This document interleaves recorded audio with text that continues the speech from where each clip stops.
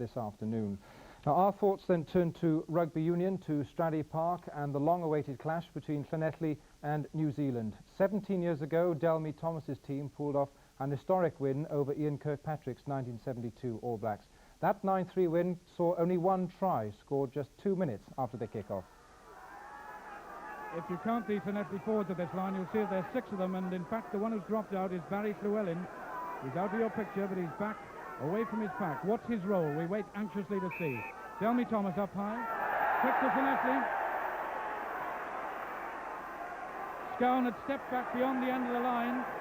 So this is the Scarlets' first chance for points.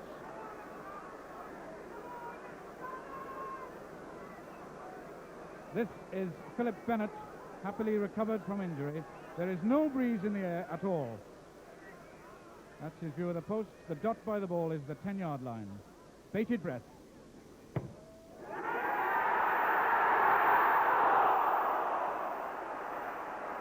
The crossbar!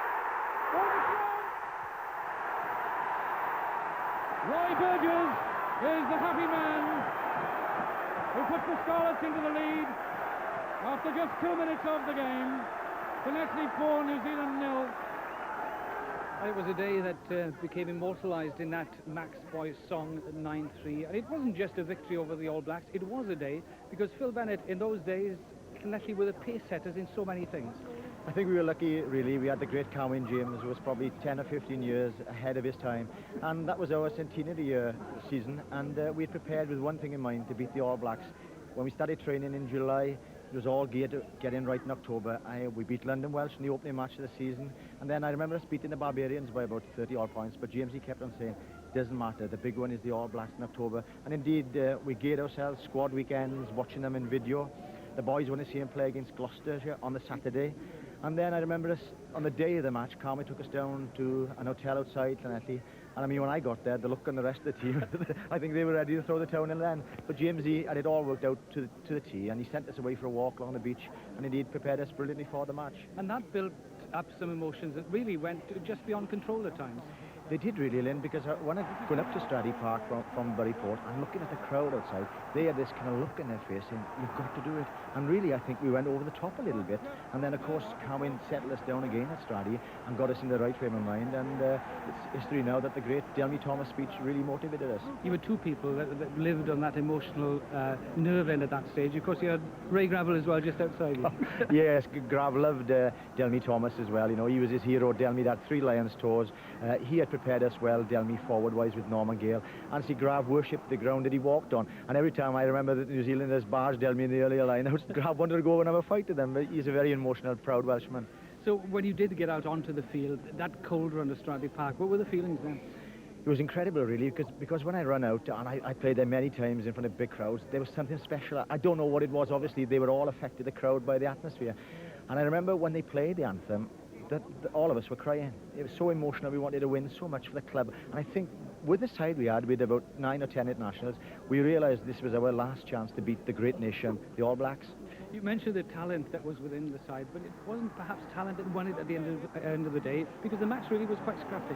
It was a scrappy game. I think we went out to play it fairly loosely, move the ball to wings, J.J. Williams and Andy Hill. But after 10 minutes, we saw that we could take them on in front, and the forwards were absolutely magnificent. Delmy Thomas, Barry Llewellyn, Tony Crooker, Tommy David, they went over the advantage line. Derek Quinnell stayed out and even on charging runs, and that's what we did all afternoon. Chick Watkins and myself put the ball in front of the forwards. And as you say, it was a scrappy game, but at the end of the day, we didn't mind as long as we came out victors. Some of the forward exchanges were quite heated. The present coach, Gareth Jenkins, I don't think he won any ball that afternoon. He was fighting Keith Murdoch for about 80 minutes and ended up with 2 black eyes, but I think he was only about 19 at the time. He never threw the towel, and he was quite magnificent. The try when it came was a strange setup, really. Amazing, really, because he was about 40 metres out and on my wrong side. And I struck the ball, and I thought, oh, it was going over, and then it hit the crossbar. And I turned away thinking, oh, that was a bad miss, I should have put it over. And next thing, great delight, Roy Berger charged the kick down. But it was amazing afterwards. Some of the press said, was that a planned move to hit the crossbar? It certainly wasn't, I can tell you. But was that the blow that got to the heart of the All Blacks? Yes, it was 6 points to 0, and we knew then that we could score tries, and we were in the lead, and we dictated the game then. We were always in charge. And although they had a penalty by Joe Curran to make it 6-3, that great kick by Andy Hill from 50 metres, and quite honestly, Lynn, I always knew that we were going to win that match when he kicked that penalty. I well remember Grant Batty coming on the field fresh when everybody else was tiring. Yes. And you had a pass near your own line, and this man, who was a bit of a flyer, came, and Phil Bennett, showing all his coolness, stood back, waited, watched him fly past and settle the ball in touch. Yeah, I remember that. It came back to me, and I passed the ball, and I saw this little ginger fella tearing at me, and I sidestepped. I think he landed in the car park, didn't he, somewhere in the car? But the ball went into touch. And funny enough, towards the end of the game, I remember getting it in the corner flag, and again, I think had he steadied himself, he'd have put me in real trouble. But he flew at me, able to go outside him, and got the ball from touch safely. The scenes at the final whistle were something that you hadn't experienced before? No, never seen anything like that. In the dressing rooms, they were packed. Supporters who'd been supporting Llanelli for 40, 50 years were crying. Everybody was so emotionally drained at the end of it. But it was our greatest day. We had the best night we ever had. The whole town rejoiced in our victory. And indeed, we celebrated, I think, for 4 or 5 days. The whole town came into the changing room, I think. I think they were all there. And I can remember one chap grabbing a bit of turf and saying, "I've got the turf that we beat the All Blacks on." And somebody said, "Well, how's your wife?" "Oh, I don't know. We had a baby. She had a baby a few days ago, but I'm not sure how she is." That's how much it meant to beat in the All Blacks. I mentioned that Max Boyce song at the beginning, and of course it says about the town that evening where the pubs ran dry. Yes. And you mentioned the celebrations, and it went on for a day or two, perhaps. Well, I can honestly say, you know, that it went on for 3 or 4 days, and we played Richmond on a Saturday in London. I think we lost by 26 points, and I think about 10 of us were still drunk. But fair play to James. He was always a winner, Carwin. But he said, "Boys, you've done the big one on Tuesday. You deserve all the credit. Go and enjoy yourselves." There must be a message then for the present Scarlets that go out to do duty today. I think so, yes. I think if they are committed, if they believe in themselves that they can do it, then they have got a chance. And I think Gareth Jenkins will stoke them up, and I'm sure they'll give the All Blacks one hell of a game. Memorable scenes there from 1972. Can it be repeated? Well, with me, Steve Fenwick, the former Wales and British Lions centre. Stephen will put you on the spot. Can they do it? I can't see any reason why not. Obviously, this has been the question from the start of the tour, who is going to beat the All Blacks, if anybody. But I think the last few games have definitely given us, and obviously Llanelli, a lot of encouragement. Let's go back to the start of the All Black tour, Steve. En route, of course, they thrashed British Columbia, which gave 1 or 2 heart problems to the people back in Wales. But then they came to Cardiff, and Cardiff put up a great performance, didn't they? Yes, I think Cardiff might have even surprised themselves on the day. And there were definite signs there that this so-called unbeatable side were definitely there for the taking on the right day. And then Swansea and Neath, of course, especially Neath, put it very much towards the Welsh club advantage. But I gather that conditions aren't especially very good down at Scrappy Park, Steve, which of course might have a bearing on the match itself today. Obviously, and it's a bit of a shame with all the preparation that's gone into this game from Llanelli's point of view especially, that if the game's played today in these conditions, it's going to be a bit of a lottery. It's not going to be a day for fullbacks either, is it? No, it's not. Well, you can just see the posts there, look, wavering. I wouldn't have thought that's a very good place to watch rugby from this afternoon. We gather from the Met Office, and as you can see there for your very own eyes, that conditions are pretty horrendous. Look at that, a gale force wind down at Scrappy Park, and there have been problems with what you're looking at now. That is the empty temporary stand. That's a great disappointment there for the people at Scrappy Park. So it all looks a little bit disappointing down there, but as you say, it's not a very good day for fullback, Steve. And how's it going to go? Well, Llanelli put a lot of preparation into this, and I know that Gareth Jenkins was hoping to play an attacking game, a counter-attacking type of game, which I think is the only type of game to play against the All Blacks. It's no good taking them on up front and hoping to come out victors. I think Llanelli were the one side with a very well-balanced unit up front and behind. Right, well, let's go away to Scrappy Park. We're just a minute or two from the kick-off. Let's join Phil Bennett with Lynn Davis. Welcome to a wind-blown, rain-swept Scrappy Park. Really, conditions couldn't be worse for what should have been such a showpiece occasions. And the heroes of Scrappy Park emerge from the tunnel, led by Phil Davis. And Phil Bennett, things couldn't be more different from those pictures we saw in 72. No, I just went in the dressing room an half hour ago to wish the lads all the best, and the memories came flooding back. The atmosphere was incredible in there, but such a windy day, it's going to be very, very difficult, and it puts a great onus in both sets of half-backs. Let's quickly take a look at the two teams then, and first of all, the men to wear the Scarlet jerseys. 7 full internationals, 5 of them in the pack, with Buchanan's inclusion at loose head underlying the emphasis Llanelli place on the scrum. Griffiths is selected as scrum half to keep things close to the pack, whilst with conditions as they are, the three quarters primarily will be seen as defenders. So that pack is as close as possible to test strength. Wetton and Pearce together for the first time, and Fox back at outside half with Ridge at full-back, destined to be tested under the high ball.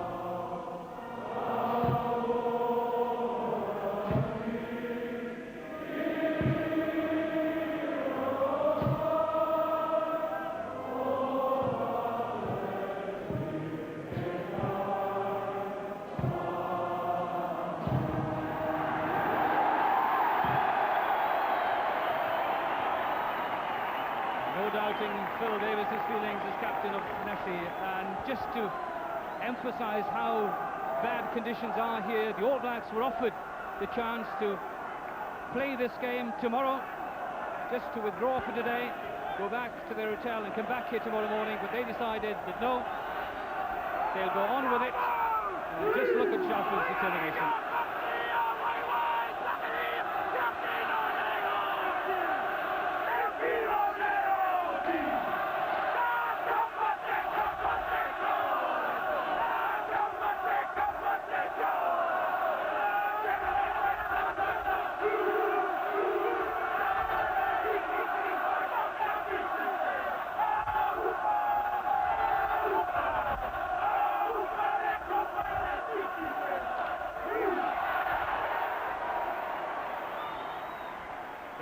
Llanelli's reaction to it, they had a last quiet word amongst themselves, and really what a task that faces them.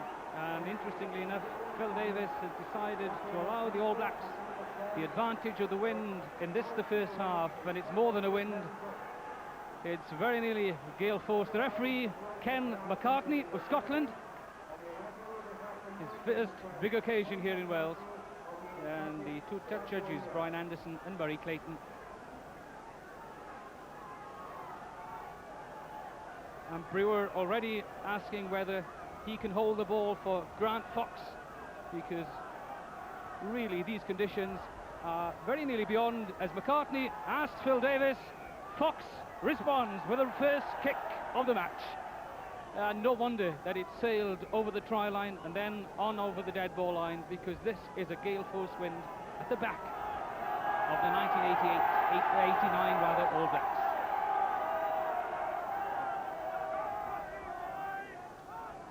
That's Colin Stevens, this young man that's taken over the outside half role at Scrappy Park here. Quickly maturing young man. Lots of pressure on him today, especially in this, the first half, to keep that ball just in front of his forwards.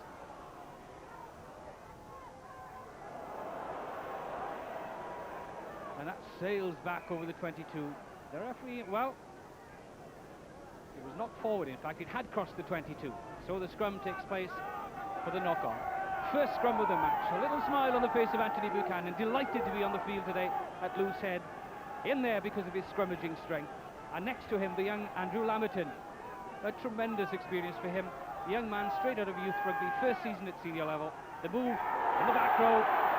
Gary Jones quickly in there to stem that. And Phil May already, as Llanelli tried a counter-attack, kick charged down, and wildly over the touchline.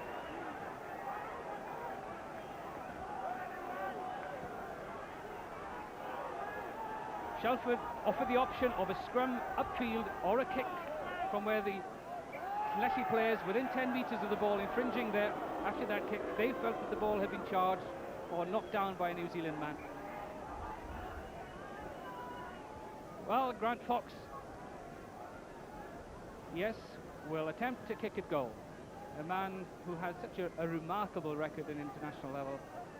Has only played once on this tour. He had a tongue injury which has prevented his further participation. Played against Cardiff and scored 11 points on that occasion. His second game of the tour then, and his first chance in these early seconds of the game. 2 minutes gone, and a chance for the All Blacks to take the lead.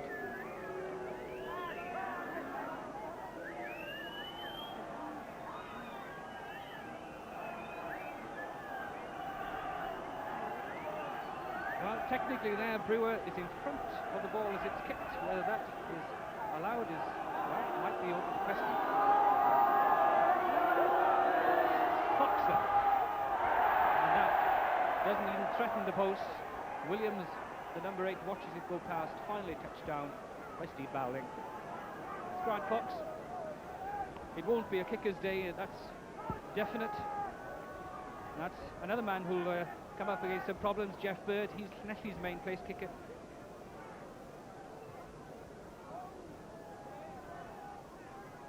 Be interesting if Stevens tries something that'll, and that's very interesting. Keeps the ball underneath the wind, and that puts Earl in some bother. Taken on then by Simon Davis. Then the forwards come over. This is Griffiths. This is Stevens. Again, a lovely little kick that struck end over end there, just to keep it rolling into the wind. Good play by Llanelli. That was good play by young outside half Colin Stevens. The forwards have done very well to win that scrap ball, and Stevens said thank you very much, put him 20 metres downfield. As McCartney just asked the forwards, the first line out in All Black territory for the first time for Llanelli. Buchanan and McDowell, the two men up the front there. This is Fitzpatrick. Weapon collapse. What a good drive from the All Blacks.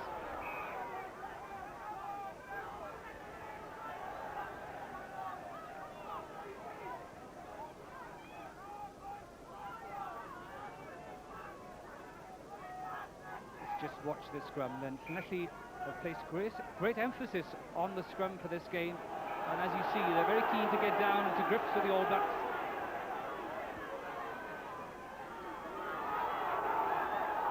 Llanelli indeed turning and spoiling that All Black possession. It's gone too far though.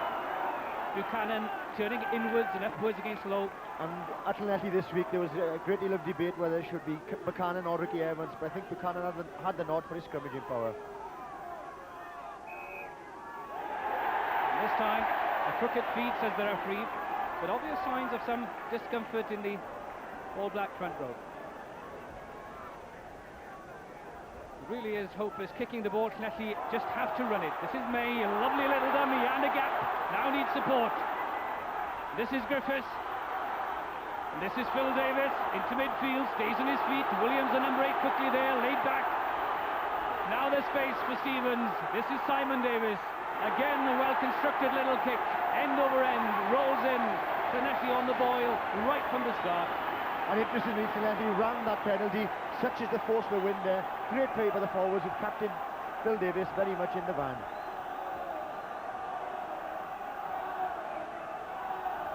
Yep, number 5 in that line-out for Llanelli is the captain, Phil Davis, with Phil May standing directly behind him. The two main jumpers there pressurising Wetton at the front.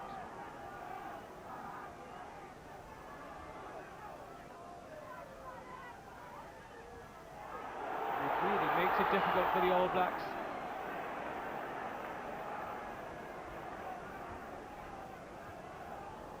The ball knocked forward at that line-up, says the referee, so the option is to come out 15 metres, allow some space. The only difficulty on occasions like this, Phil Bennett, having worked your way upfield, worked hard to get up there, one kick will send you 100 metres. That's right, either Ridge or Fox, I would imagine, we put his 70 or 80 metres downfield. That's Shoots out untidily though. Llanelli keep it in play.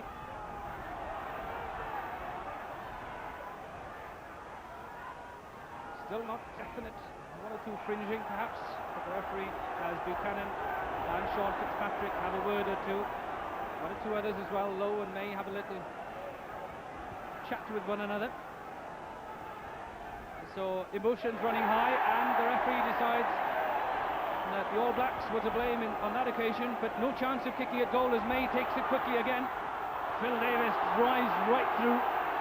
Now here's a chance for Julian Williams, but no, says the referee. The ball, well, he could have waited perhaps just a second. And I would have thought a kick at goal must be on here, because even if he misses, the ball is bound to hang in the air. Well, Jeff Bird is a long way away, so they're bound to run at them again. 18 metres to go. Phil Davis again. Tremendous drive, still going. This must be a good chance for Llanelli. This is May, half a metre short. This is tremendous Llanelli pressure, and the scrum is theirs as well. Great play by the forward. Phil May, Phil Davis, in the short period, have been quite outstanding. I wonder, will they have the drive to go for a push or a try here?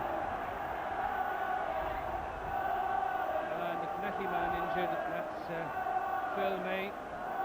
He's already been much to the forefront of things, and a man with so much to prove, having been to New Zealand and suffered out there, always said that he wanted to have one more go at the All Blacks, especially here. And look at the short penalty, and watch the powering surge of Phil Davis. Look, 18 stone, crashed through one tackle. He wasn't tackled, did very well to turn and lay back perfect ball. Phil May, the other second row, his partner, drive in from the line.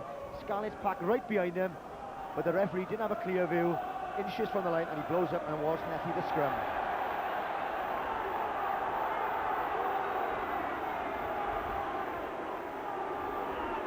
So 8.5 minutes played. Can Llanelli take the lead into this gale force wind? Quick possession, but too quick for Williams perhaps. Keeps on, lays it back though. Gary Jones retrieves.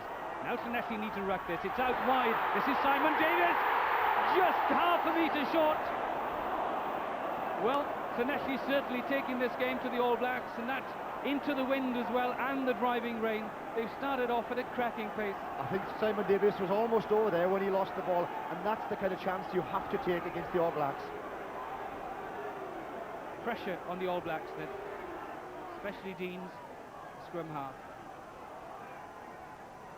Wiley gets it away to Fox under pressure. Still the outside half, lovely left-footed kick from the Auckland outside half.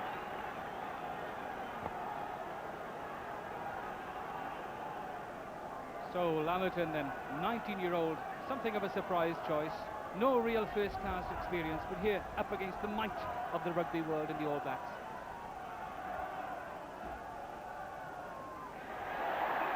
Drawn in by Jones, but the referee not satisfied with the aim of Lamerton.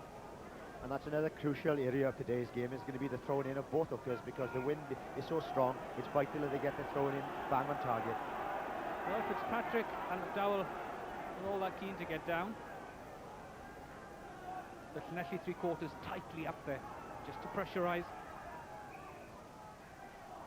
Again, it's foot up this time by Lamerton, says the referee. A free kick to the All Blacks.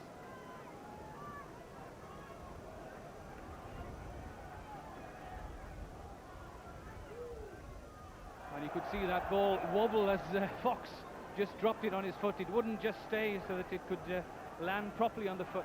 Really, these are atrocious conditions.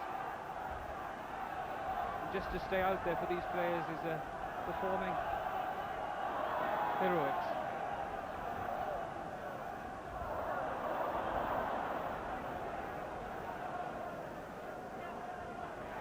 To win it again, it's May that ties it in.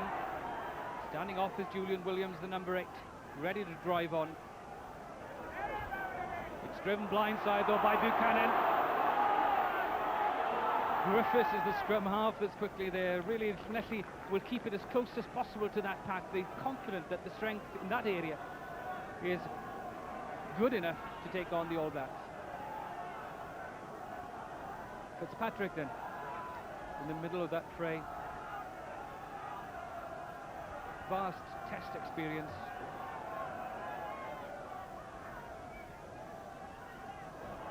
Unless you take that, it's Jones, then Williams. But again, the referee, and really all lines out really will end in scrums because it's virtually impossible for the hookers to aim that ball straight down the middle of those lines. Yes, it's just a lottery at the moment. The passing is almost impossible. The forwards will have to take it on close to the scrum and ball. That was crooked, says the referee. So already both scrum halves penalised, and the touch judge on the far side is in as well. We'll have seen something on that side of the scrum. And it's an all-black misdemeanour. Murray Pearce is the man that receives the warning, looks at the number, and one more, he says, and it'll be up.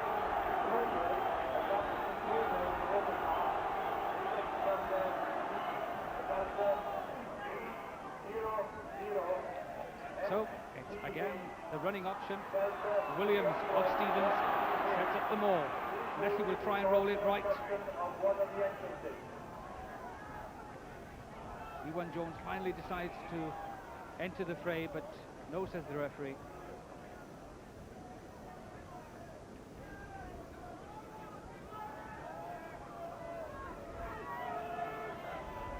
And again, we see there is Shelford, number 8, not bothering to go down in the scrum, standing on that narrow side.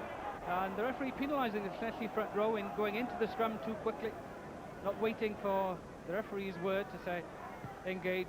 There's Fox. This is a giant kick downfield. Bounces way over the head of Jeff Bird, the Leslie fullback. And really that's 75 metres in one huge kick.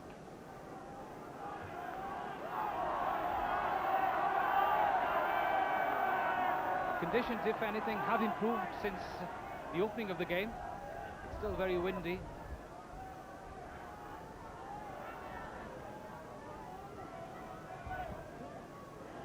Again, good tactics from Stevens. Sensible to keep the ball as low as possible. He now retrieve it. Well, again, Griffiths just shows the referee the ball. Had he waited just half a second, possession would have been theirs.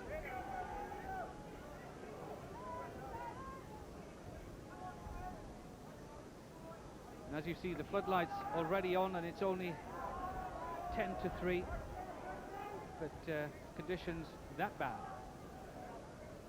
That's Lawrence Delaney, an old campaigner here at Stradey Park. International experience, will enjoy this occasion.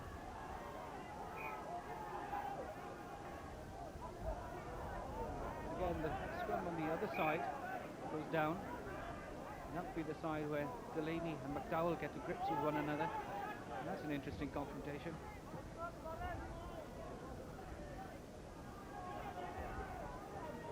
Shelford is part of the scrum this time, as the All Blacks try and pressurise Llanelli. And it's attack to McDowell. They're going down in that scrum. Again, Llanelli just have to run it. This is Gary Jones. Takes the first tackler. Again gets over the gain line. This is Griffiths. Cannon was so quickly there, but there's an All Black between him and the rest of the Llanelli players. The All Blacks going forward, says the referee. And the referee blown up quite quickly, not really letting the mauls go on. I don't know whether to do with the conditions, but I think Llanelli wanted to roll that maul. It's Deans then who places. This is Shelford, then Deans again. Kick really not going where Deans wanted, but they get a second bite at it because the scrum will have to reform.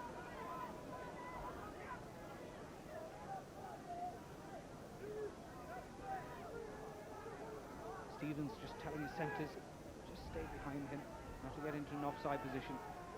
Shelford decides to keep this. He's finally into midfield. Little goes for the break.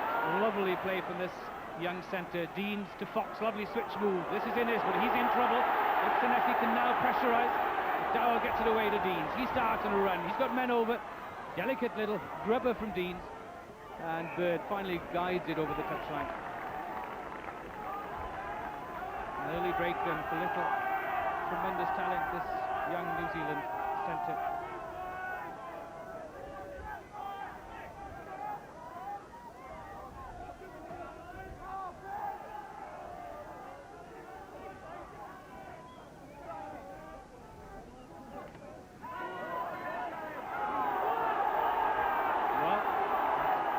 delivering Deans with some problem. I would have thought if you win the ball in that manner. Ball on its way back on the Llanelli side. Lamberton plays scrum half. Stevens, a kick into space. Innes is there. He'll just hoist it. Well, that's rather wasted by Innes.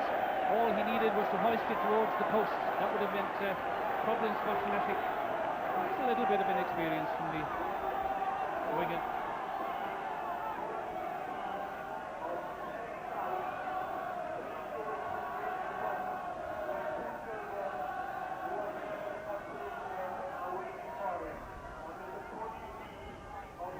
Very keen to keep daylight between the two lines. Lamberton is the man that will restart. May was the man that got fingers to it. Again, the referee not satisfied.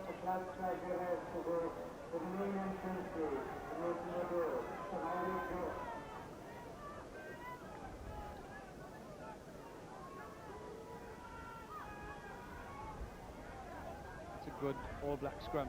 Solid, allows Deans, but Deans again rather waste that, but there was offside play from Llanelli, says the referee.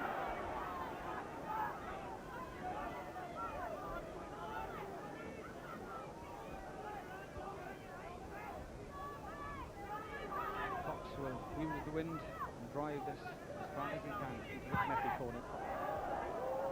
Well, nothing ambitious from the outer half, just content with a 30-metre punt downfield.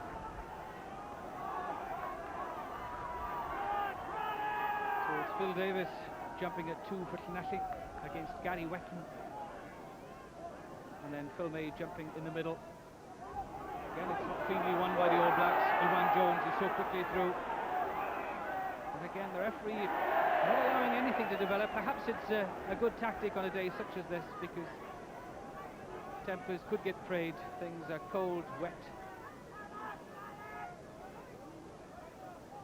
Keeps the front rows apart until the last moment. Griffiths responds to Lamberton's tap. A short run from Simon Davis. Williams, the number 8. This is good play.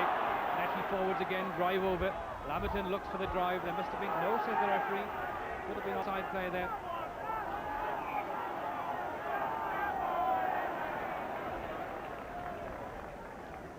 Tactics from Llanelli is to keep it as tight as possible, not to allow that ball to wander away. Yes, keeping it very tight. The side of the rucks, both flankers, driving close to the scrums and rucks, and then in the process as well, wasting valuable time. Williams with a pickup. Good tackle by Earl, but Williams sets it back. And the referee decides too late though. His handling after hitting the ground, should have released it a bit sooner.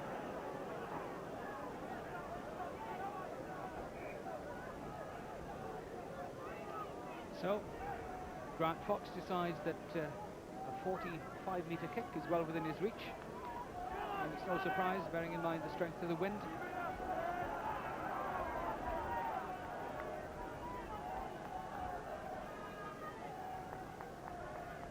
Llanelli's quite strong in the scrum. Good ball. Julian Williams picks up, sells a dummy. Now watch very carefully. Good tackle by Earl. As he goes down there, I think he penalises Llanelli forwards for going in over the top and handling.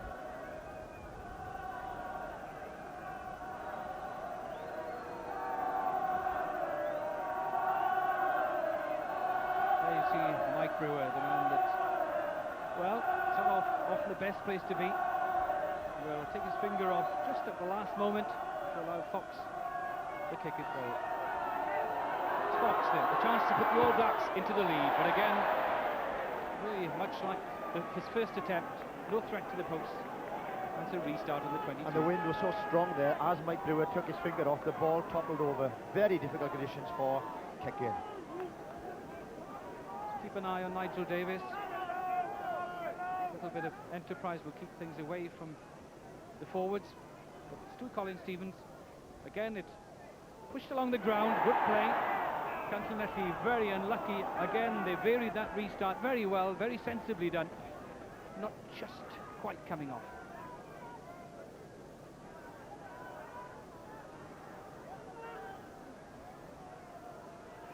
Gary Jones away to the blind side as Ridge comes into the line. All Blacks. McDowell wins it, looks for the open side drive. But it's offside in midfield by Llanelli, says the referee. So what a chance for the All Blacks then.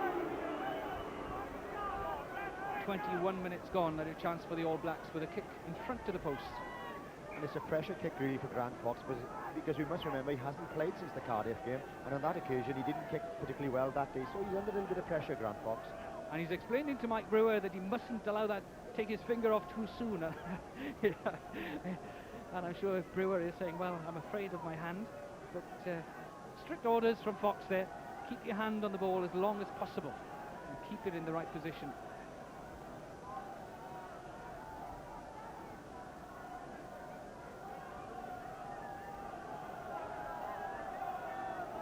So it's straight in front of the post for Fox. That meticulous preparation of his. It never varies wherever the position of the kick. Final.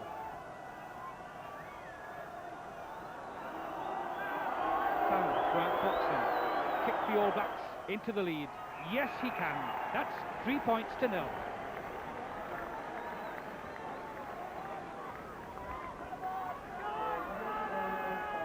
So Grant Fox, the satisfaction of at last succeeding with a penalty kick. The All Blacks, having weathered the early storm, are 3 points ahead.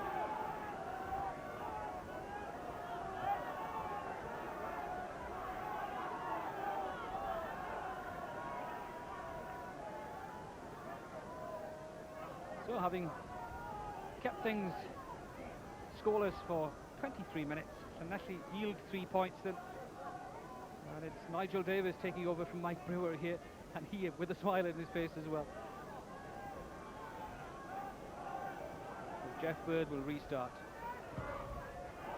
And that has gone 10 metres, now it's blown back. May fails to gather, this is Stevens. Now then Michael Griffiths to Carwyn Davis, a good check inside. Well, the crowd not happy about the tackle. They feel it was rather high, and the touch judge is in as well.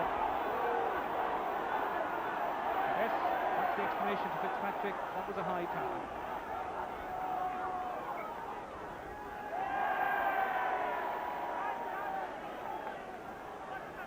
Michael Griffiths, the man who's kept Mark Douglas out of this Llanelli side.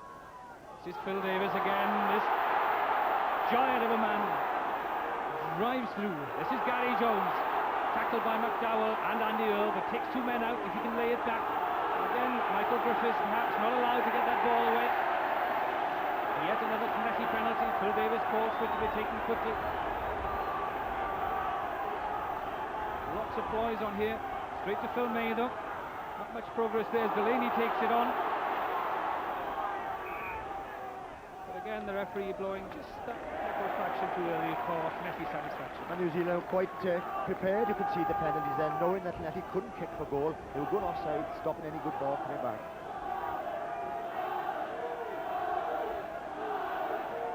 Llanelli three quarters really within inches of one another. This is Griffiths, and looks for the little gap again. Driven over by the Llanelli forwards. Now it's into midfield. Stevens to Simon Davis on the short charge again. Let's keep it short and sharp, says Llanelli.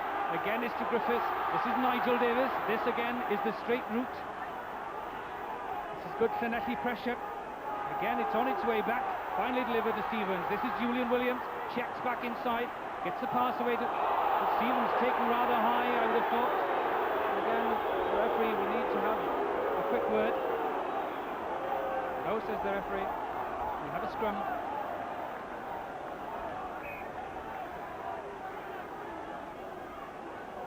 And the forwards have been outstanding with Llanelli Saffron. Phil Davis just blasted his way through the All Blacks. Just looked very carefully. Julian Williams, men onto his waist, he flicks the ball to Stevens. Just looked very carefully, and there's where I think he was taken high, but I don't think it was deliberate. So that is Phil May with 4 on his back, enjoying this contest. At last a chance to get a grip of the All Blacks on home territory, having suffered in New Zealand in '88.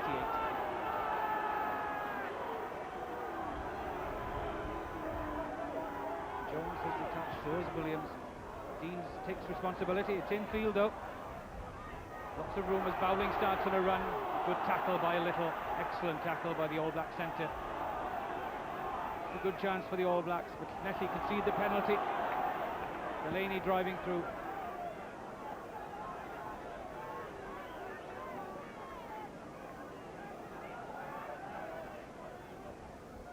This is Grant Fox then.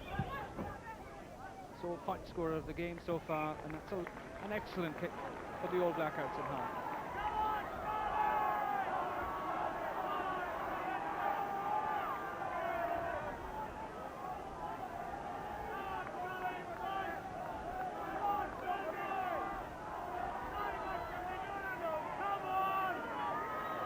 Jones gets it down. Griffiths goes on a little run. Llanelli have that pretty well under control. They've done remarkably well at the line-out, but they are conceding height, certainly.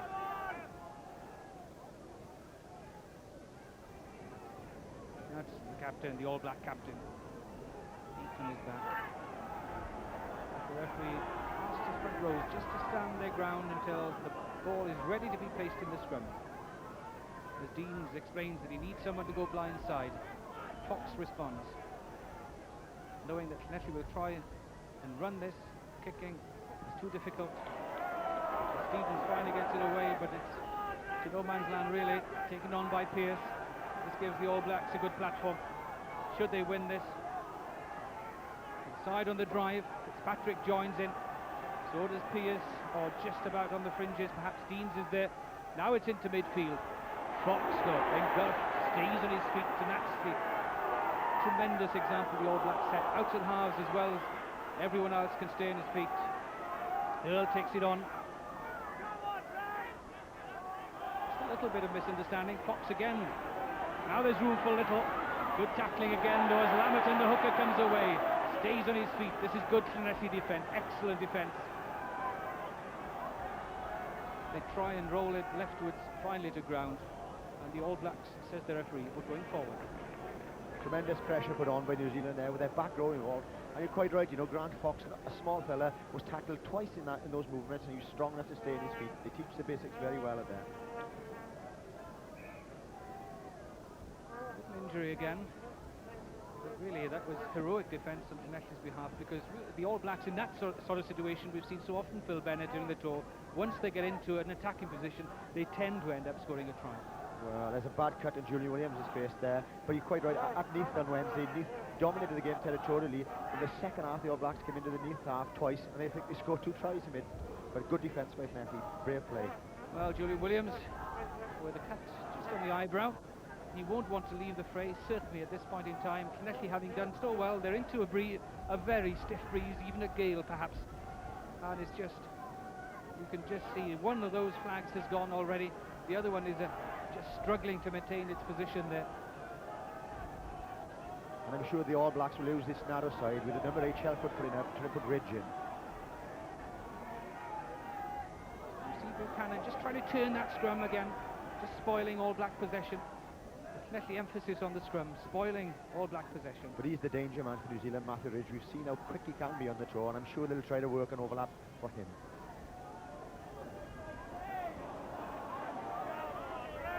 The All Black scrum decides to go straight ahead. The referee wants them back to point 1.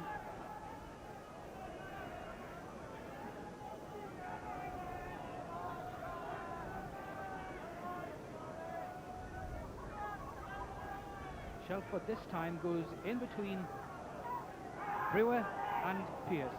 So he may well pick it. Yes, picks up.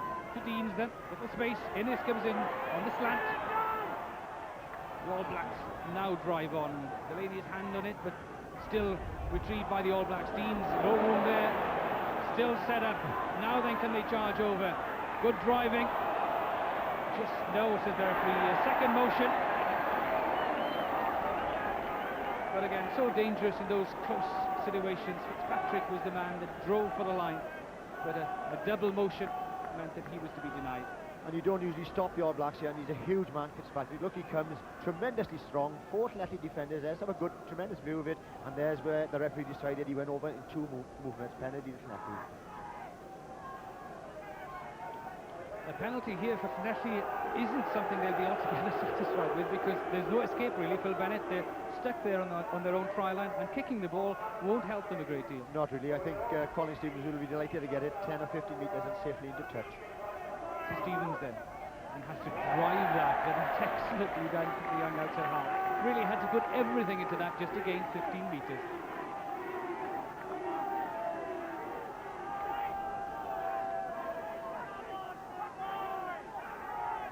Gary Wetton, the man that captains the All Blacks in their Wednesday games. So it's been a pressure for the All Blacks the last 5 minutes or so. For the first time in the game, really, they've got a foothold in Connecticut territory. Now, well, Little takes things on. Fox couldn't take. Again, they retrieve it. This time it's Fox, a delicate little kick into space. But the ball, well, that's beautifully placed, isn't it, really? Made to measure, couldn't get closer to the corner flag than that, just leant back, pushed it delicately through. Tremendous position for the All Blacks.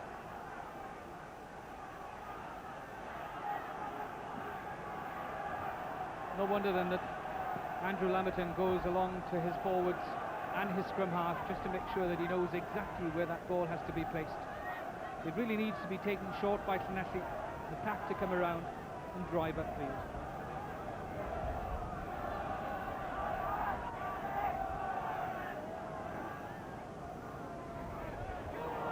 Well, Llanelli failed to win it, which means now they're in desperate straits. The All Blacks drive, blind side. The ball just squirts out. Well, the referee has awarded a try. The referee has awarded a try on that blind side. Total silence here at Scrappy Park. But it means that the All Blacks have opened up a gap of 7 points. And it had to be a good throw in the line out. It's anybody's ball in these conditions. It's tapped back. Deans goes on the narrow side. It's very difficult to judge from here who actually scored. But the All Blacks are around him very quickly, inching their way towards the line. Look, they could see the ball in their hands. The referee, fair play, is perfectly positioned there. Somebody goes on that narrow side and plunges over.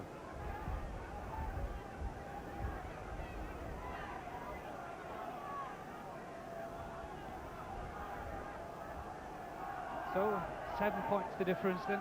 Llanelli yet to score, and Fox with this chance to increase it to 9.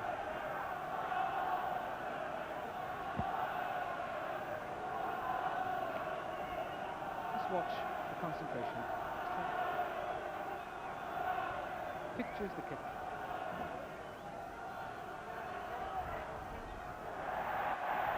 Well, the wind too much for Fox today. The All Blacks, having weathered the early storm, now ease their way in front.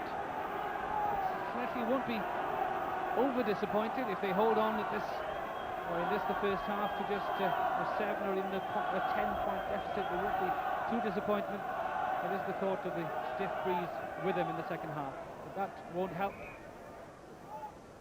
Stevens just trying to change things, just to keep the ball under the wind, and that time unsuccessful.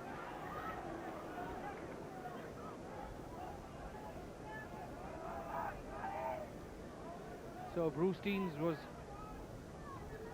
the try scorer for the All Blacks on that blind side of that ruck situation. This is Fox then. It was his kick that set up that earlier position, and again it's a Fox kick that sets up this good position for the All Blacks.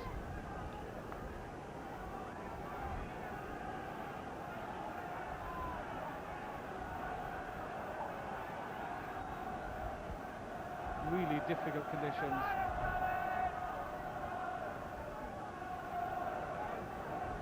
Lamberton aims again. Llanelli win it, but Griffiths won't be happy with that. Knocked on by the All Blacks zone. The referee brings them out 15 metres. This is a crucial time for Llanelli. 4 or 5 minutes to half-time, and another score would see the All Blacks go in happy as they were. Llanelli needed to defend well. Williams steps off blind side just to cover that gap, and as the All Blacks drive it blind side through Brewer. Llanelli alerted that then as McDowell takes it on. Another good tackle from Williams. Well, handing the ball after the tackle again. But that was good Llanelli defence. They anticipated the All Blacks going blind side, plugged the gap and win a penalty.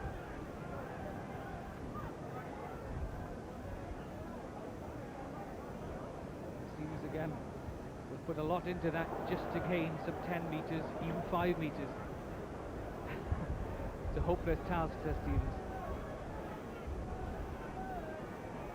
Just watch the touch-it flags there, flag just waving. He's having difficulty just to hold on to it.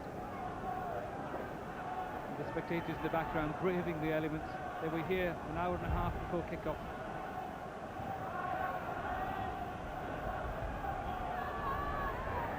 A banana throw from Fitzpatrick.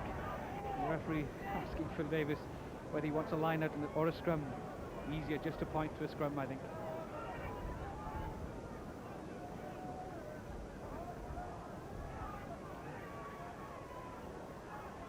Again, Stevens blindside. This time hoisted high over that temporary stand which the police decided shouldn't be open today.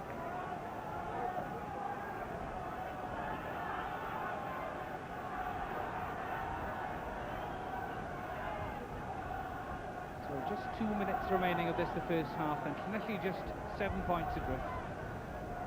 The prospect of the gale force wind at their backs in the second half. The All Blacks, McDowell again takes on Delaney. Good drive again by the All Blacks. This is more like what we normally associate with them. Driving, rucking. This is it. The giant low drives it on. Deans, again, it's another prop that drives it on. This time McDowell. Really, it sucks the defence, it takes the strength as well. Again, they set it back. Is there a forward standing off? Yes, McDowell is there. Again, keeps it tight. Pearce there to support him. Who's the next forward to take it? This is Dean, this is Fox. A gap for Fox, can he get there? What a tackle by Phil May. Tremendous covering from the Llanelli lock forward. The referee decides that he killed it though. The All Blacks will take this quickly through. Shelford drives in. What a good tackle right underneath there. Tremendous tackle.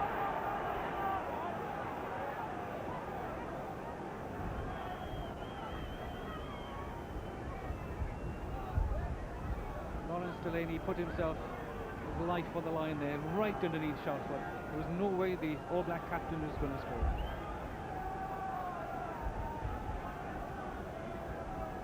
Last minute of the first half then, as Deans faces.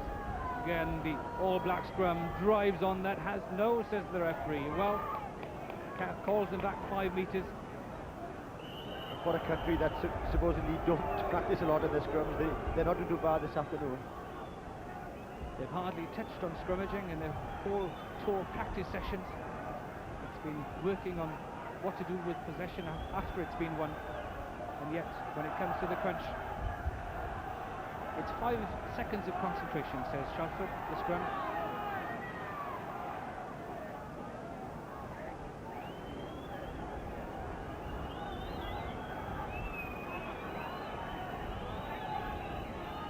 It's the Llanelli front row. Delaney, Lamerton and Buchanan. They have to take the strain on this occasion.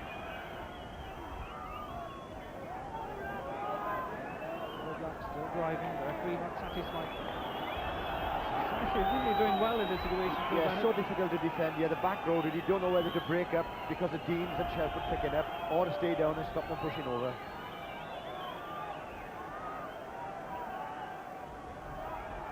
This is Shelford, again taken down. Ball there on a plate for Deans when he chooses to pick up, goes blindside, but 3 Llanelli defenders there ready. Llanelli have pinched that ball as well as Jones is ready to pick up finally to Nigel Davis, and what a relieving kick, greeted with by a tremendous roar. Magnificent tackling by the whole Llanelli team. The backs first of all stopped Deans and Shelford, and again Phil May and Court stopping the other charge.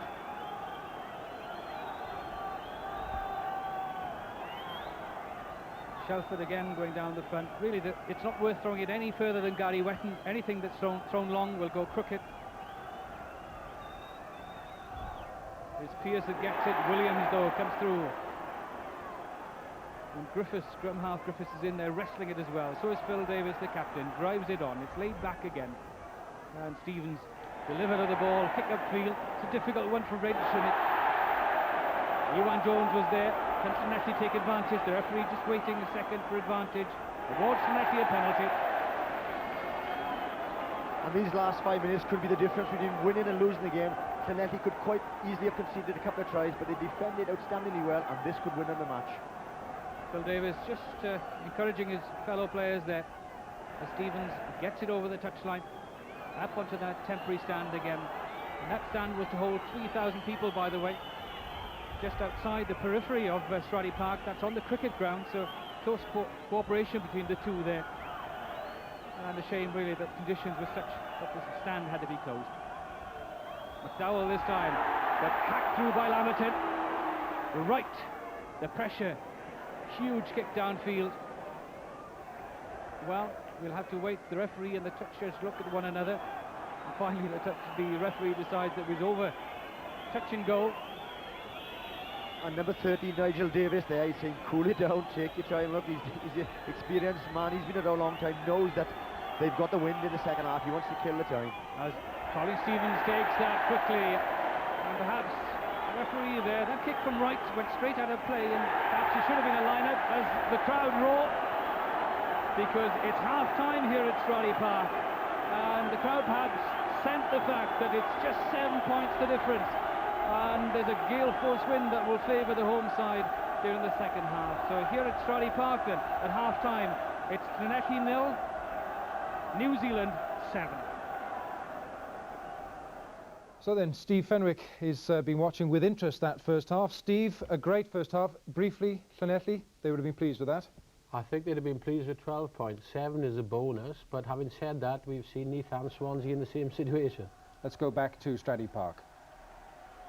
As Jeff Bird restarts, what a prospect this second half makes here at Scrappy Park. The conditions forgotten by the crowd here, because they sense that with the position as it is at 7 points to nothing to the touring All Blacks, there's a chance here for a repeat of 1972. And this is interesting. Fox comes right across to his forwards. He'll restart just 15 metres away from the touchline. This will be interesting. Straight upfield will be the tactic. Didn't cross the 22. He'll want it restarted again. But these are interesting tactics from Fox. He'll kick it straight upfield and forwards will chase it. Again blown back, and Brewer tries to get hold of it. Knocked on, says the referee.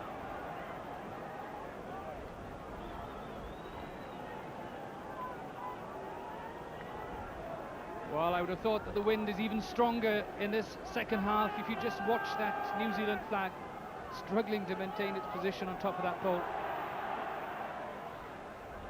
This is Fox then. It is making a mess of things, but Innes has recovered there very well indeed for the All Blacks. But quickly in is the referee again, not allowing rucks and balls to develop. And you know, the players, you've got to give them full credit, because the ball is also like a bar of soap out there. It's so difficult, and they're all giving 100%. It's a great occasion.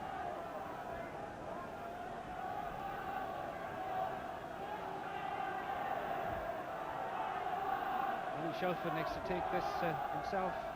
It's to Ridge, the full-back, and he this time takes the pressure, but Llanelli's tactics were to keep the ball to hand, drive upfield.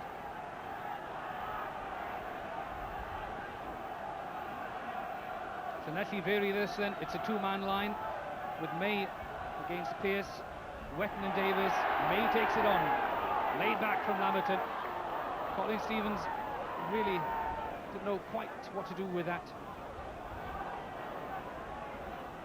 Phil May took that ball very cleanly and well in the front of the line, and I know that he's been looking forward to this game, because as you said earlier on, he was out in New Zealand when they were humbled by the All Blacks, so it's his first chance in his own patch to get his own back. Described his back as a map of Japan after one game, having spent so much time at the mercy of the New Zealand feet. Shelford and Deans in combination then. This is Bird, checks inside. Can't escape the grasp of Shelford though. Set up by the All Blacks. That ball is there perfectly for Deans again. Standing off is Fitzpatrick, but can't get over the gain line. But Llanelli in an offside position.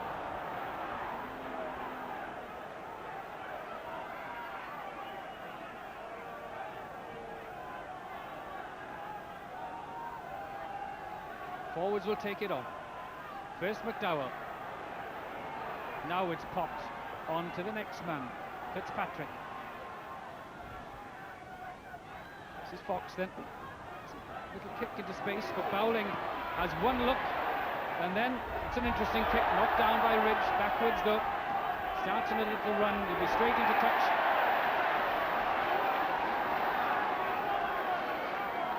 Yeah, it's difficult days for the All Blacks. Yes, I was amazed really when McDowell set up that ruck that they moved the ball really. Usually the All Blacks drive on, keeping it tight, and we saw this very difficult to handle the ball. That's the old warrior, Phil May. He'll say not so old perhaps.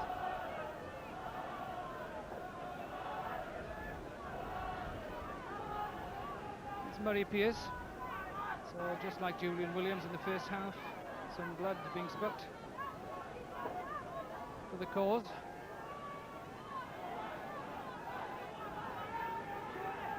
And there's where Matthew Ridge, no option really, can't kick, so he goes for the touchline, the safety of the touchline, and Nigel Davis, tremendous tackle, puts him into touch.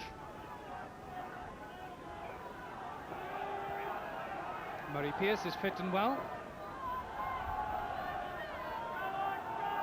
He'll jump against Phil Davis. Llanelli's possession as May got that again, a banana throw. The referee, well, it's hardly worth holding a line out. It may well be worth the referee pointing to a scrum straight away.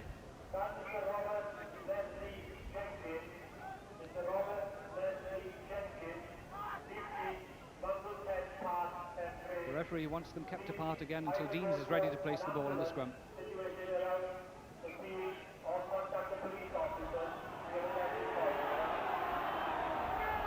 Deans explaining to the referee that Lawrence Delaney is holding his elbow too low down to the ground, preventing the ball coming into the scrum. Problem for Mr. McCartney, there's also a fair old battle going on the loose there. He's telling Buchanan, cut it out.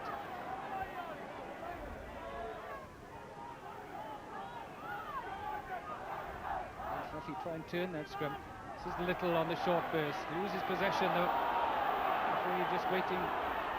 Well, he's allowed play to go on. This is Fitzpatrick again. Good tackle, driven back in the tackle. Still maintains possession as Williams tackles low. All Blacks not making a great deal of headway. Good tackling by Bowling. Tremendous anticipation by the Llanelli right winger. And the All Blacks really up against it as May flicks it up, but knocked down by the referee. And that was good to see. Not only was Llanelli tackling the All Blacks, but they were knocking them back a few yards back over the game line. Tremendous tackling. Look, the All Blacks in trouble. First Bowling's in, and watch the forwards coming in. Here they come. Gary Jones, bang, and in he goes. Crooked feed in the scrum though. Llanelli has advantage gone. Really having settled in New Zealand territory, that is a shame as far as they're concerned.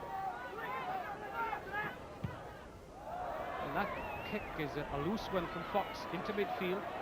Stevens has a look before finally hosting a huge kick downfield. It sends Ridge, and that races away from Ridge. Gives him no chance at all.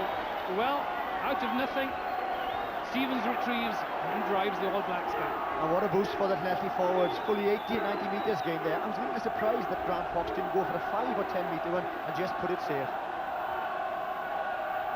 Not the usual discipline then amongst the All Blacks. They're normally in these situations so disciplined, they pull things together, keep the forward drive going.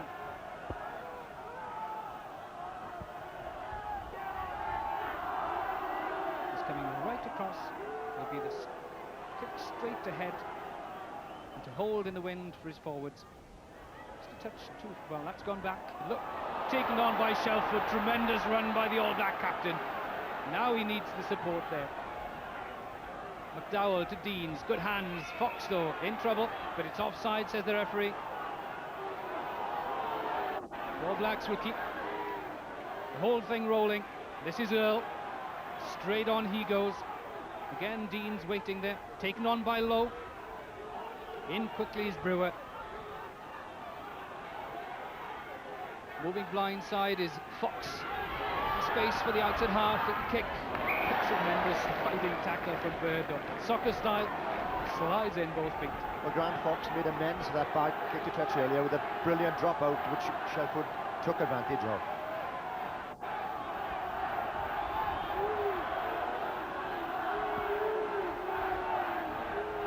Shelford again ruling the roost there, making sure that everyone knows what's happening. McDowell again wins it. This is good All Black tactic. Brewer looks for the gap, stays on his feet. Again driven on, not allowing the Llanelli forwards a chance to get amongst them. Ball always kept away from them. Again it's laid back. Control absolute there.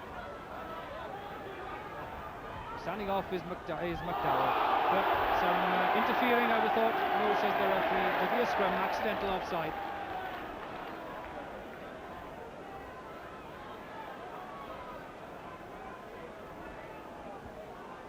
At the line out, the All Blacks throwing to McDowell at one. It doesn't allow the ball a chance to be blown out to the straight line. As Griffiths takes on the responsibilities, that's into midfielder. Stanley takes it, starts on a little run. Strong man, this All Black centre. Forwards will roll it. No one standing off on this occasion. It's Brewer and Shelford, though, between them to drive it open side. Lowe then sets up the driving ball. In there's Wetton. Drive it left, drive it right, and Llanelli there penalised for collapsing the maul, and that's the difficulty in this situation. Once the maul is developed, you can't collapse it as you can't collapse the scrum. Exactly the same rules as Shelford takes it on, pops it up to Murray Pearce. Good charge from the lock forward. This is Deans. Now the All Blacks building up some momentum. This is McDowell. Straight in again. Deans pointing to his supporters just to come in closer.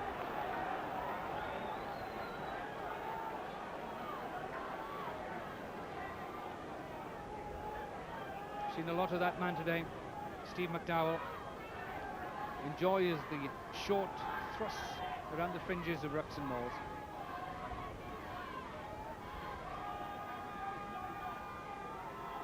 As Grant Fox explains to Matthew Ridge to get right back as far as he can, because the wind will take the ball away. Terry Wright also going back. That's the strength of the wind. Look, a 30-metre gap between Wright and Ridge and the rest of the three quarters.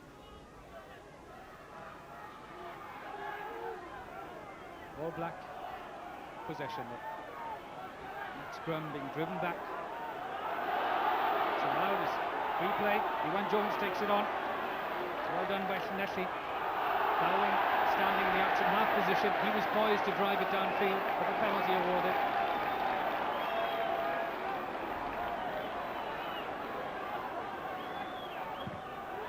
And Stevens, no doubt about his tactics, shoots downfield.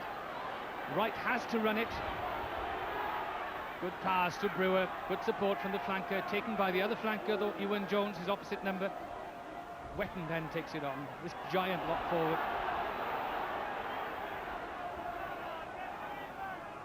It's one forward after another from the All Blacks.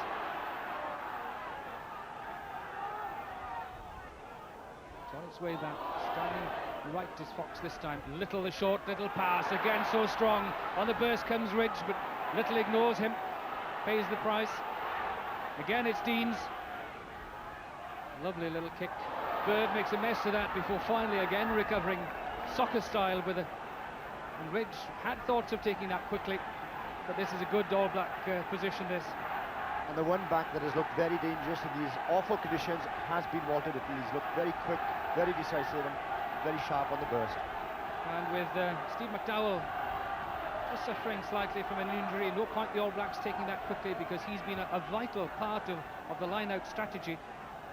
Jumped at one, kept the ball short. New Zealand using the ball. Just watch the burst by Little. There he comes, straightens his angle of running and bursts through the tackle. Maybe he should have passed it to the man coming on the support ridge there, but I think he's so worried that the ball is so slippery, kept it in safe, looking for the support of his back row forwards. And Dean then, delicate chip, look at the ball, like a bar of soap out of Bird's hand, and he's grateful of scrambling away into touch. So number 1, Steve McDowell, has recovered, takes up his position. Interesting to see whether the All Blacks use him as the main line-up now. No, it's Wetton, loosely done. Deans is dumped by Williams.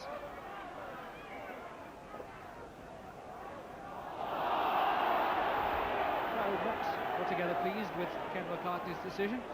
The All Blacks were going forward. Lots of options open here as Deans has a word with his outside half, but really one doubts whether it'll go that far, because Shelford is poised between his flanker and the lock forward. Shelford to Deans, gap for Deans, can he get there? Just short. The All Blacks still driving on, yes! Another try in the corner for the All Blacks. Their second of the game. So it's Andy Earl, the flanker, that gets into the corner this occasion. The break from Deans, and again into the wind, and having really had to force their way upfield, the All Blacks score a try. As we said, they use the narrow side. Shelford, perfect ball, draws his man, giving Deans the chance. He goes, but good defence by Julian Williams, just gets the scrum off. But Andy Earl does well to get there. He's the flanker, worked very hard, driving over, not much support, but the referee again perfectly placed.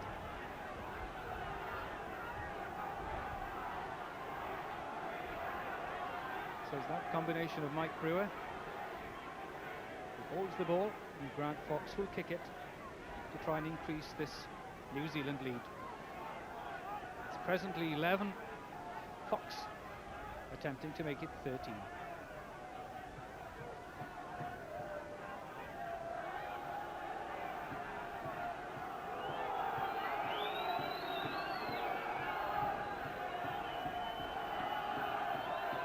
Fox with an impossible kick really into this gale force wind.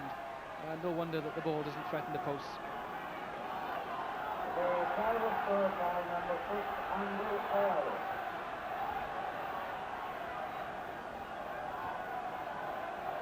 So Llanelli a chance to get down into opposition territory, and it's Earl back in the action straight away, straight through Ewan Jones's tackle. This is low. Again, it's straight upfield, and really the second half, Phil Bennett, the All Blacks have got back their old discipline, haven't they? Kept it so close together. Yes, they're driving in, keeping the ball tight, and the front row have been outstanding. Fitzpatrick, McDowell and Richard Lowe driving in, securing the ball, just gaining valuable yards. Shelford has one look at his three quarters, but again is positioned between Brewer and Murray Pearce. The move probably will be right. Lots of space on that side. And the referee having a word with Llanelli, well, both front rows really, especially Delaney and McDowell on this side. Dean stands off again, off Shelford, again the little grubber, but this is into space. A hack ahead from Bird. Well, a little bit of luck involved perhaps, but he had to make up his mind very quickly. That occasion was the right one.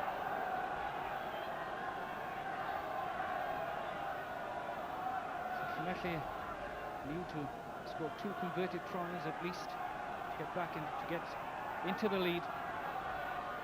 The second half hasn't really been as successful as the first for them.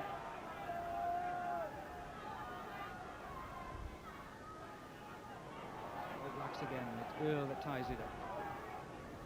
Dean's explaining to the referee there are people in an offside position. Dean's refereeing the game as well as playing scrum half. Fox so closely in there as well, he wants to help. A little chat with his scrum half, just to say that don't want the ball out wide, just keep it there. Again, it's blindside for Shelford, past 3 men, tremendous surge from the captain. Now the forwards will just play off that straight ahead through Fitzpatrick. Again laid back, straight ahead again. It's McDowell this time, but Llanelli forwards standing off, wisely standing off and taking the tackle. Tremendous driving from the All Blacks, so they've covered 40 metres already with just short, sharp bursts. And this time it's Fitzpatrick again. Good tackle, but illegally done, says the referee. It's a judo throw. Great forward play by the All Blacks. Wayne Shelford leading as a captain should, receiving tremendous support from Earl and the rest of his pack. Forwards are there to restart it again through low. It's all so well constructed, exactly as they would in a scrum. Body position perfect. Drive it on, left, right, wherever the weakness is, they'll expose it. Both Lowe is standing off, now he's in there. Fox is in the scrum half, now he retreats a bit so that Deans can do it. Finally driven on by Fitzpatrick. Again they fill in that exposed area. May tries to get hands on it. Fox finally out. This is Little. Lefty centres very tightly grouped there, not allowing Little any gaps at all, but again the surge is on.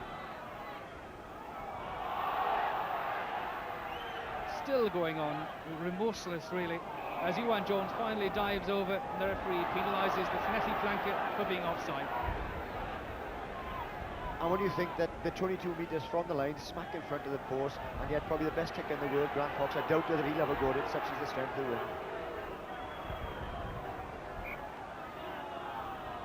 Well, an All Black will need some treatment, but really that was a superb surge. It covered 3/4 of the length of the field. And they had mauled and rucked and gone right to the length of the field, and there's where obviously number 7, Ewan Jones, come round offside. So the option here of a kick-out goal, or to keep it into hands. He may well be keeping it to hands. The surge has been so effective up until that point. The final quarter of the game just starting. 11 points the difference. Llanelli has yet to score, and the crowd, well, they've not had a great deal to shout about. They've weathered the difficult conditions here. They were hoping of good things. The All Blacks will run it through Deans to Low. Again it's set up, taken on again by the forwards, but they lose that to Aidan Lamberton. Cadwyn Davis hacks it upfield. This is the kick and chase. This is the tactic that will help Llanelli today. And Wright just watches it roll over the touchline. Llanelli badly need to score now. They've got to put some points on the board to keep themselves in the game. It's all right having territorial advantage, but they've got to score some points, and in all honesty the All Blacks have stepped up a gear in the second half. Cadwyn Davis with that hack upfield will raise the hopes of the home players.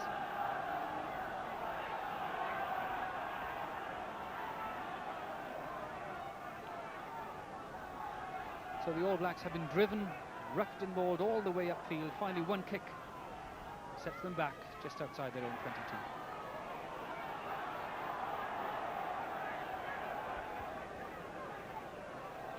The inevitable scrum follows a line-out.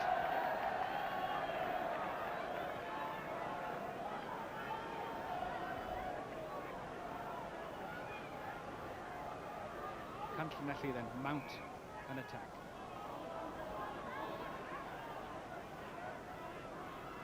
Three-quarters lying very, very deeply indeed. They are yards and yards away from Colin Stevens.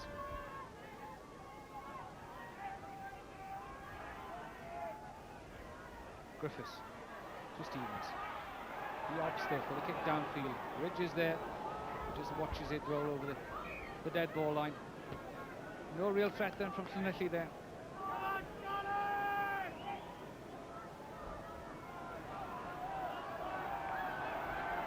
And this interesting tactics of Grant Fox. We saw Shelford profit from it on the last occasion.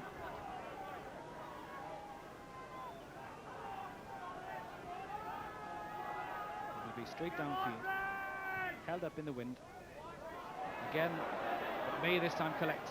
So Jeff Bird then offered a chance just off the side of his foot, causes some confusion though, and well, Terry Wright won't be happy with that. Llanelli will be. For the first time in the second half, Llanelli offered this platform of a scrum just 10 metres away from the opposition line. Interesting to see how close Simon Davis is, number 12, standing next to Colin Stevens. I'm sure we'll see the big centre take this on the burst if it comes out. He's gone into the outside half position. Dummy run from Griffiths. This is Bowling coming in, but hands not quite up to standard.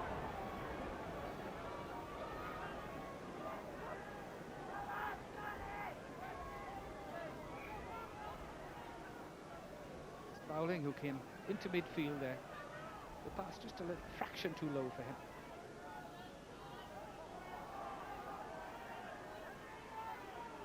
Again, Shelford picks up the drives on.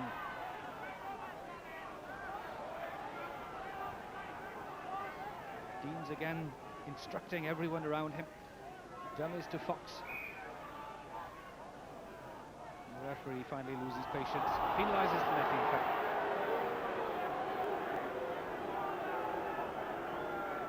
Look at the drive. Deans to Wetton. To ground.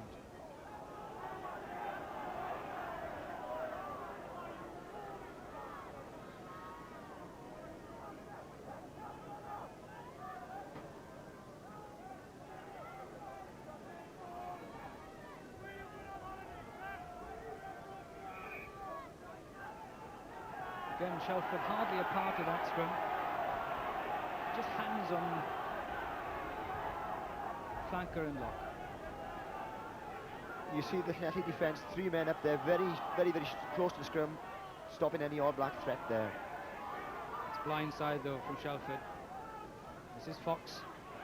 Well, that's optimistic from the outside half to take on Phil May. And the foot was in as well.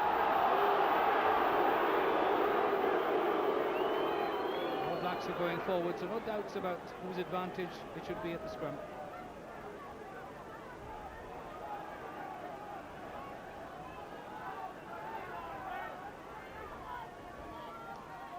.15 remaining then, 11 points the difference. Again, it's a foot up from Lamberton's part, Fatty Hooker, and again, let's lower the charge. Is Brewer taken on and taken on. Shelford delivers. But Deans couldn't get it away or cleanly get it away, but again there was a little bit of infringing on Llanelli's part. Again it's taken by Shelford and take on the Llanelli forwards. Brewer drives straight on, waits for the rest of the forwards to arrive. Again, well, could have been offside. It was offside, said the referee. Phil May had Lawrence Delaney. Lawrence Delaney was the man that tackled Shelford on the ground there. But the tactics remain the same. This is Steve McDowell. It really is testing Llanelli's defence, this driving and driving and driving. It's not the prettiest rugby in the world, but you have to play to the conditions, and that's what the All Blacks are doing. It really is a disciplined performance, this, from the All Black forwards. They struggled in the first half with a wind at their backs, but when the chips are down, they get together, they sort things out. And look at this control. Shelford again, Earl and Brewer. The back row always the mainstay of things. And again, Fox thinks that May is a man to take on. But May shows who's boss in that situation. I think that amazes me really. They have driven on so well using the forwards. Why Grant Fox is coming on the charge, I don't know. He's only about 12 stone and he's been driven back. Phil May then, who's done a lot of that fringe tackling. Llanelli forward sensibly, not overcommitting themselves in the drives. He's always the free man, is Griffiths.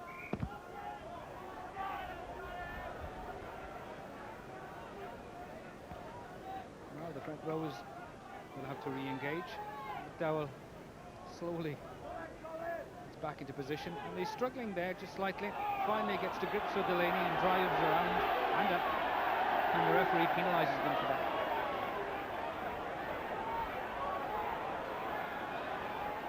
Stevens will hoist it, but again that's a such a strange, and it hits the crossbar, such a strange path of flight for the ball. It really goes in all sorts of directions. And Nigel Davies was telling Stevens to put it high in the air, and that's what the young outside half meant to do, but can't play in these conditions. Just atrocious.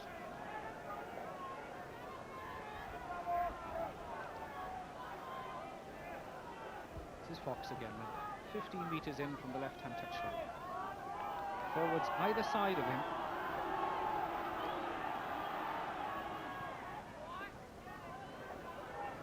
Looks to start long, but again it offers his team a chance to get there. Excellently done. They really think this game out. It's not played off the top of their heads. It's done, it's practiced.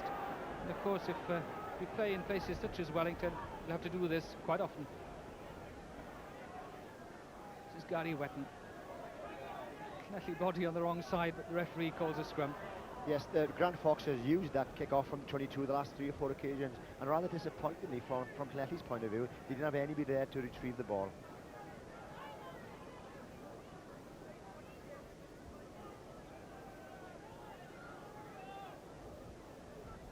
It's Alan Wetton then, number 5, Gary Wetton rather. Brother Alan is injured, of course.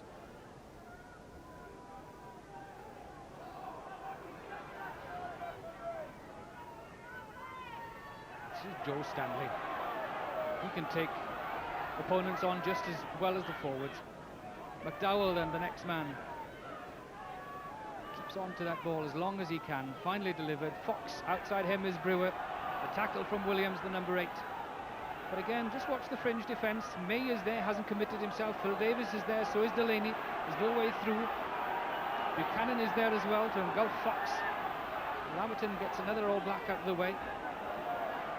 And Fox pointing to the touch judge as well to say, well, you must have seen that.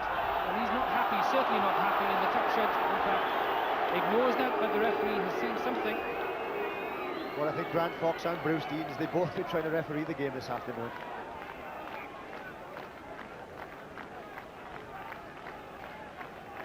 The Llanelli captain at the bottom of the events there, but it's interesting how Llanelli's forwards have just stayed away from those maul situations. They've defended those very well. Yes, exactly, knowing that the All Blacks are going to set up maul after maul, and they're staying out and trying to knock the All Blacks back, but they've been very disciplined, and Shelford has led from the front this afternoon, especially in the second half.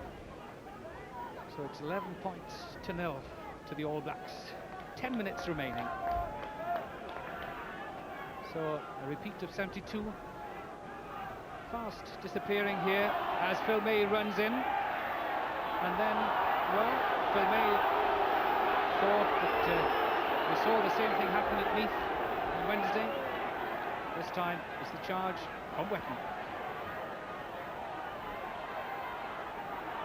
Lefty have taken that though. Can they release it? No, says the referee.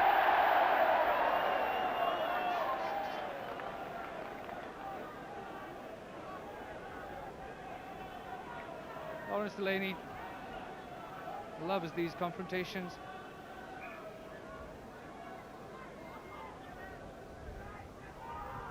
Has McDowell very low on that side. Indeed, McDowell can't keep his ground. Finally delivered to Stevens. And again, the flight path of the ball, strange in the extreme, and races away from Ridge. The full-back having a hopeless task of trying to do anything with it. All sorts of patterns being weaved by the ball in the air.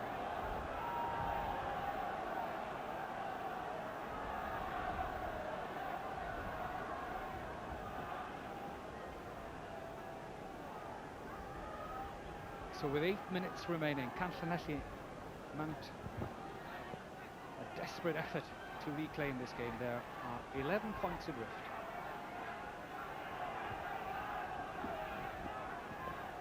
Advantage at the line-out is Will Fitzpatrick.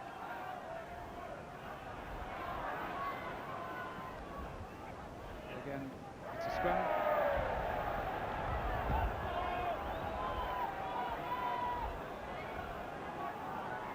And Julian Williams and Michael Griffiths, number 8 in scrum half, have a quick word.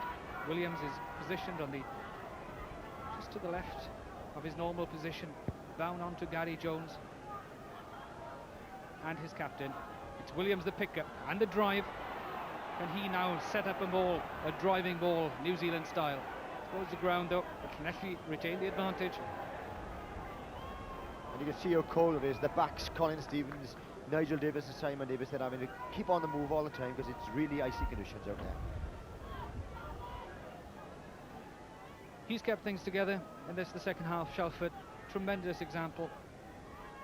Again, Williams on that position, just close to the left-hand side of the scrum. Griffiths has stepped off blind side. This is Griffiths, little grubber kick. Llanelli really need to make the All Blacks tackle in this situation. Yes, not be too critical. Try to put the grubber kick in. They've got to keep the ball in hands because once it's in touch, you can go anywhere. Well, the ball thrown in by Laverton. It's crooked.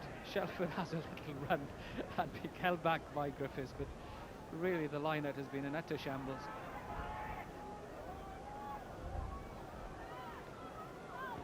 Colin Stevens obviously very cold. Hypothermia could be a problem here.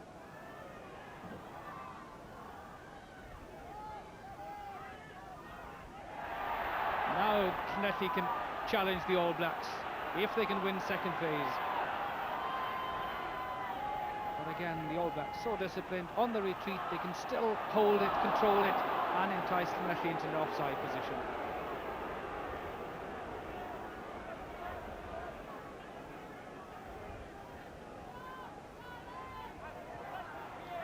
This is Brewer again.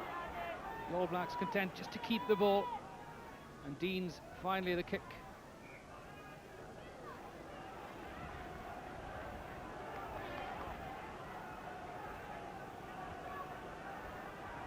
As Wayne Shelford just goes to have a little chat with the referee, whether he's asking, is it worth going on or not? It is a possibility. 6 minutes remaining, 5 minutes remaining. A 5-man line out called by Llanelli. Confusion on both sides. But that again shoots out. Here's a chance for Simon Davis. And that's hacked too far.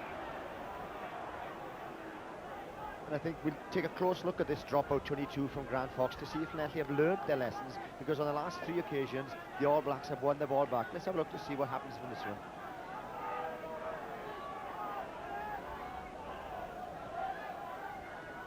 Brewer and Earl, the two flankers in conversation there. Dean's just an encouraging word to his half-back partner Fox. Again, the routine, even at the dropout stage, is exactly the same. May this time, but Sword rather slow in arriving, and May driven back, and the All Blacks given the advantage. And that's what good kicking out means there. Phil May took the ball, but Wayne Shelford came out and drove him back, and they've got to put in again. They will keep possession. Yes, you won't be happy with that.